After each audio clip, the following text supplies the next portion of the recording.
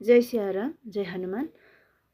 हजुरहरूले हनुमानजीको व्रत बस्ने सोच्नु भएको छ कुनै पनि शनिबार अथवा मङ्गलबारको दिन पारेर, अथवा त्यतिकै पनि तपाईँले कुनै मनोआंक्षाले हनुमानजीको दर्शन गर्न चाहनुहुँदैछ भने सर्वप्रथम हामीलाई हनुमानजीलाई मनपर्ने फुल भनेको चमेलीको फुल र यो फुल रहेको छ, हामीले चढाउनु पर्ने हुन्छ। साथै यसै फुलबाट बनेको चमेलीको तेलमा चाहिँ हामीले बत्ती बालेर हनुमानजीको दर्शन गर्नुपर्ने हुन्छ, अथवा हनुमानजीलाई बाल्ने बत्ती भनेको चमेलीको तेलमा रहेको छ।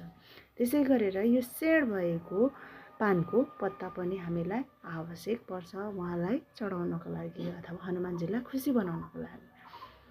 अब मैले चाहिँ सधैँ हनुमानजीको पूजा गर्दाखेरि जुन बाल्ने बत्ती हुन्थ्यो चमेलीको तेल भनेर जुन बजारबाट किनेर ल्याइन्थ्यो, र त्यो तेल चाहिँ जहिले बाल्दा पनि कालो हुने र धुवा एकदमै धेरै आउने भएको कारणले गर्दा यो चाहिँ ओरिजिनल चमेलीको तेल होइन होला भन्ने लागेर आज चमेलीको फुललाई कलेक्सन गरेको छु र घरमा आफैले यसलाई चाहिँ चमेलीको तेल बनाएर हनुमानजीलाई बत्ती बाल्ने सोचमा तयारी गर्दैछु। सर्वप्रथम मैले डबल स्टेयरमा यसरी घरकै भाँडाहरूलाई प्रयोग गरेर चमेलीको फुललाई पकाएको छु 5 मिनट। अब यसलाई सेलाइसकेपछि हनुमानजीको लागि बत्ती बाल्न